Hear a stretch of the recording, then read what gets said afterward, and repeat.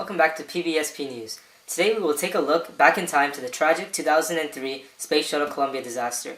On February 1st, 2003, Space Shuttle Columbia disintegrated upon re-entering Earth, killing the 7 astronauts on board.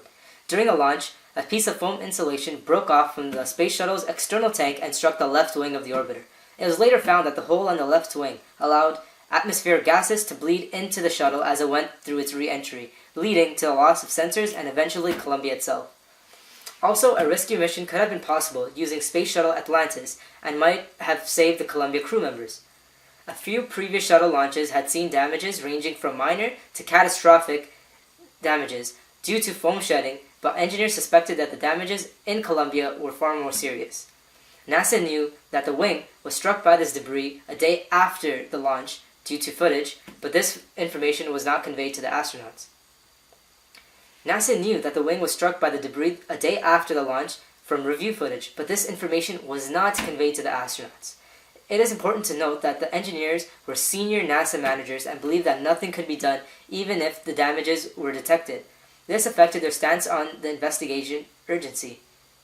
They ignored these issues and deemed it was insufficient evidence to indicate that the hull was an unsafe situation. Because of this, there are many ethical and legal issues that arise from this incident. Here is Chris Paul breaking down the ethical issues that are involved. Thanks, Tom. During the Columbia incident, the engineers involved violated the Code of Ethics as well as professional conduct. Listed are the following acts that were violated, and I will explain how they were violated. So for Acts 72.2b and 72.2j, they were violated as the engineers and managers knew of the issues yet did not want to further pursue the investigation. Acts 72.2c and 77.1 were broken when they did not inform the astronauts that their life was in danger. Lastly, Act 77.4 was violated as the damage was significant as found from the engineers. The NASA engineers let the astronauts return to Earth without them knowing of the issues. In order to remediate these issues, here are some of the alternatives that could have been taken. 1. Do nothing. This alternative does not solve any of the issues at hand and therefore is not very good. 2. Listen to the engineers, develop proper documentation, and find out how bad the problem actually is. This way, NASA at least knows how significant of a problem occurred and therefore can improve their space shuttles in the future. This can all be done while not informing the astronauts of the problems when re-entering. The reason why this alternative is not very good is because the engineers are well aware of the problems at hand, although they are not informing their employees, the astronauts. Secondly, the engineers are actively working to solve this issue and again do not inform the astronauts of this.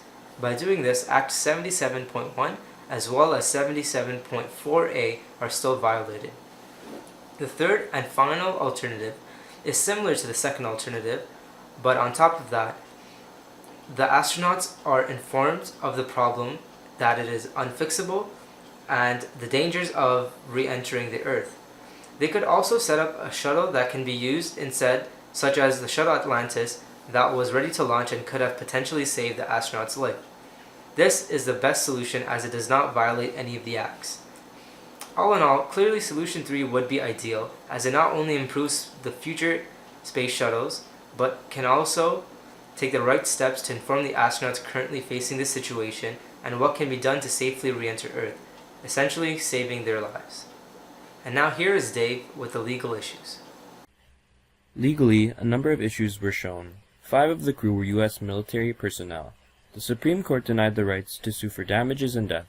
It is stated that the government is not liable for injuries to servicemen where the injuries arise out of or are in the course of activity incident to the service. Certain widows were unable to file lawsuits due to a spouse's act of participation in a military program. The Columbia disaster raises questions of lawsuits against private contractors Boeing and Lockheed Martin, who contain partnerships with the United Space Alliance. In other aspects, the society is affected by debris falling and the legal issues associated.